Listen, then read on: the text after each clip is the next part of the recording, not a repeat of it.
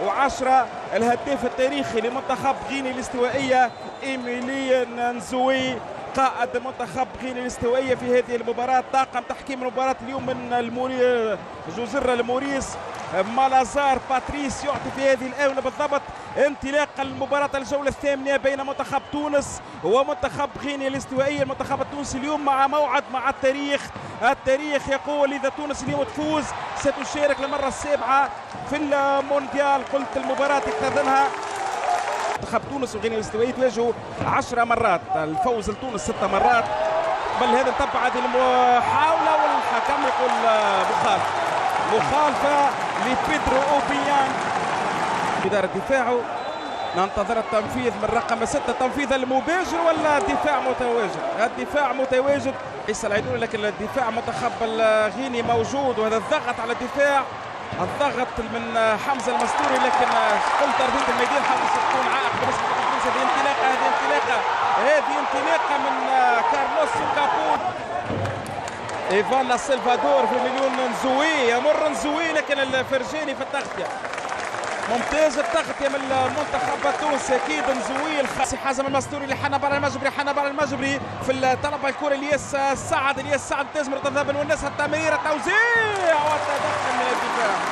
اولى الكرات للمنتخب التونسي كالعادة على الرواق الايسر. نقطة القوة المنتخب التونسي الياس سعد لمرتضى بن والناس التوزيع، لكن المدافع بيدرو بيانغ قبل عيسى العيدوني.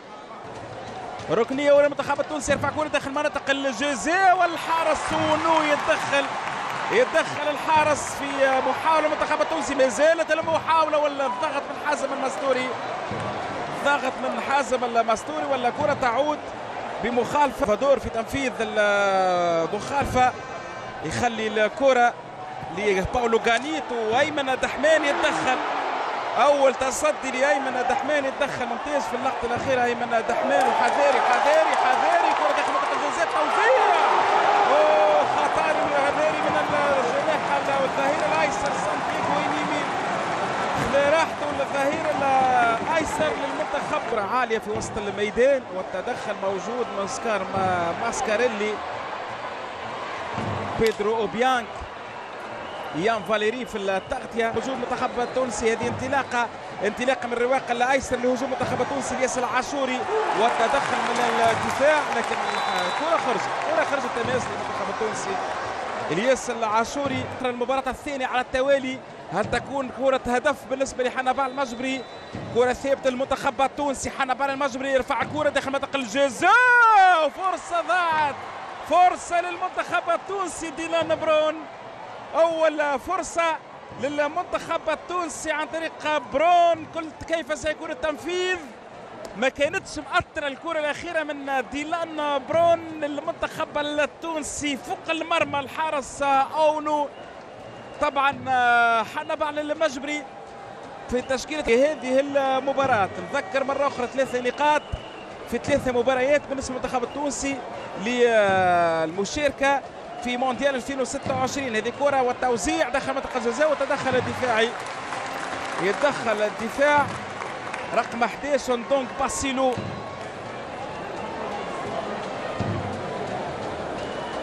دونك باسيلو كان تدخل في التوزيع الأخيرة للمنتخب التونسي من يان فاليري. للمنتخب التونسي رضوان بن والناس البحث على الياس سعد، الترويض ممتاز من الياس سعد داخل مناطق الجزاء. عيسى العيدوني حنبال المجبري تمشي للياس سعد للياس العاشوري. حنبال فيها ضربة جزاء، هذه فيها ضربة جزاء، لكن ماذا يقول الحكم؟ جملة كروية ممتازة جدا وتبادل كروي داخل منطقة 18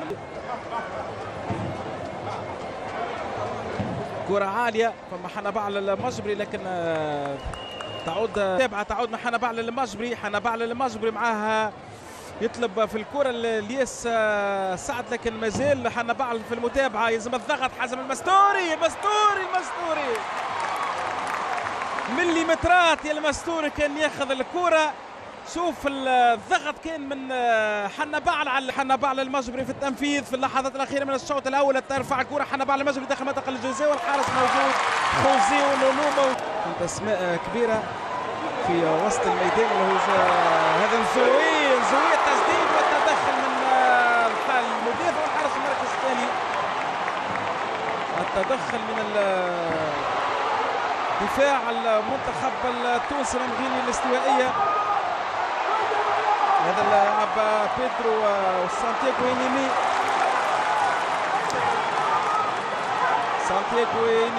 التمرير لباسيليو إنيمي 1-2 مع اللاعب سلفادور. كرة للمنتخب الغيني تضيع تعود لعيسى العيدوني ومخالفة المنتخب التونسي. قلت جات فترة في تونس آخر التسعينات وبداية الألفينات كانت تحج بلاعبي وسط الميدان كصانعي ألعاب، وكذلك ثم لاعبي ارتكاز كانوا ممتازين في تونس في تلك الفترة،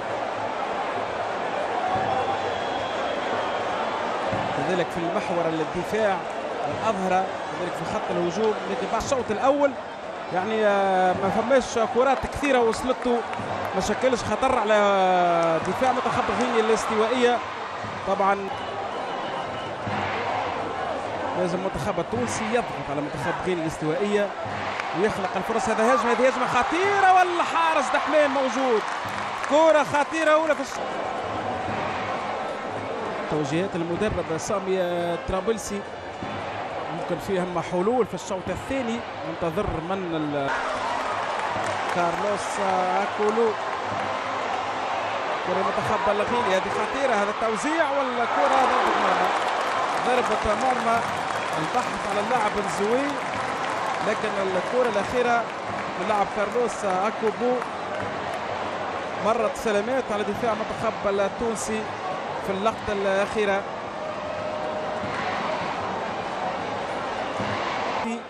حنبال على المجبري يرفع الكرة داخل منطقة الجزاء، ثم الياس العاشوري في الاستقبال على الرواق الأيمن. الياس العاشوري يحاول يراوغ داخل منطقة الجزاء، التوزيع من الياس العاشوري والكرة تخرج ضربة مرمى. الحكم يقول ضربة مرمى، ولو أن الإعادة شوف الياس العاشوري خاصة اللي عنده مهارات فنية تقلق برشا اللاعبين اللي عندهم مهارات فنية قلت أرضية الميدان. وهذه المتابعة بشوف عيسى العيدوني المحاربي.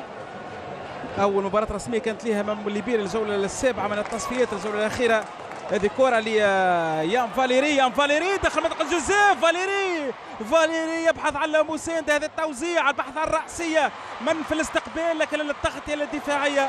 فرصة للمنتخب التونسي، إن شاء الله الهجوم المنتخب التونسي ينشط مع دخول قلت اسماعيل الغربي ونعيم السليتي. ننتظر هجوم منتخب التونسي. هذا فرجاني سيسر قاعد حسي، وننتظر هدف ممكن يختلف هدف المنتخب التونسي. ينطلق للظهير يان فاليري ثم نعيم السليتي يطلب الكرة، توصل الكرة نعيم السليتي ثم مخالفة لكن الحكم لازار باتريس يؤمر بوصلة اللعب في اللقطة الأخيرة. كان تدخل ولا قائمة طويلة. وهذه كرة الضغط من نعيم السليتي، تمرير حازم المستوري الدفاع قبله تمرير والاسيست ولا اروع من نعيم السليتي في اللقطة الأخيرة. وهذه مخالفة. نعيم السليتي نفس السيناريو المباراة الأخيرة، كل ما يدخل ينشط فيه. الرسم التكتيكي للمنتخب التونسي تغير مقارنة بالسنوات الأخيرة. كنا في السنوات الأخيرة يعني المهاجمين يكون يعني هذه هجمة للمنتخب الغيني عن طريق سانتياغو إنيمي، ثم التدخل قبل ذلك المخالفة المنتخب الغيني الاستوائية. ساول كوكو ممتاز جدا أيمن دحمان، فرصة خطيرة، كرة ثابتة للمنتخب الغيني الاستوائية والتصدي والتألق لأيمن دحمان. ممتاز أيمن دحمان يمنع هدف محقق للمنتخب الغيني الاستوائية. شوف غينيا الاستوائية. وهذه كرة إنيميلي، التوزيع داخل منطقة الجزاء، حذاري ولكن التدخل من دفاع منتخب. الكرة البحث على المهاجم البديل، دخل منذ قليل فراس شوات، يحاول فراس صعب أرضية الميدان للاعبين مهاريين مثل الغربي. كرة لمحمد علي بن رمضان، التسديد من بعيد لكن ضعيفة. ننتظر تسديدات أكثر خطورة من محمد علي بن رمضان. ما زلنا ننتظر الكثير من المنتخب التونسي في هذه الدقائق. الزوي كرة للمنتخب الغيني والتسديد في الشوط الثاني. منتخب غينيا الاستوائية أكثر استحواذا على الكرة. خوزيو نو سهل الكرة من الحارس للحارس أيمن دحمان. بابلو غانيت كرة تسديد لاستبيان والروزو التصويب الزوي. الله على لاعب دحمان. برافو يا دحمان، برافو يا دحمان. خلاص نجم المباراة دحمان. 2 كرات دحمان يمنع يفسح 2 أهداف. أيمن الدحمان يفسح 2 أهداف. شوف اللقطة الأخيرة الزوي والتدخل من دحمان في المرة الأولى يرجع والدفاع موجود. أيمن الدحمان حارس المنتخب التونسي. التسديدة كانت قوية الأولى. التمرير للطالبي وهذا شوات هرب وجه لوجه. كرة شوات يسقط شوات ولا حكم ماذا يقول الحكم في اللقطة الأخيرة؟ ما زالت الكرة عيسى العيدوني. يلا عيسى حذاري غلطة من عيسى العيدوني. ينطلق الزوي حذاري يسقط. ممتاز التغطية جود المنتخب التونسي. ترجع من جديد حذاري من التسديد. ودحمان الكرة في أحضان دحمان صمم الأمان. برافو يا الدقائق الأخيرة. وهذا المتابعة من المدافع المنتخب التونسي. وكرة لشوات ينطلق شوات. اضغط يا شوات هرب الشبكة يا شوات جول محمد علي بن رمضان. جول هدف التأهل للمونديال. محمد علي بن رمضان. المونديال يا بن رمضان. قلت منتخب تونس قوته في ال10 دقائق الأخيرة من في التهديف في التصفيات.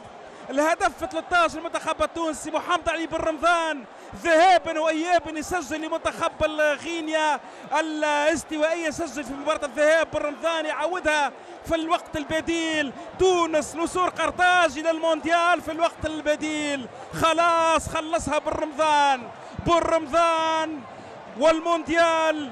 المونديال السابع يا بن رمضان. هدف قلت شوف اللقطة الأخيرة. شوف شوات هرب شوات في الضغط.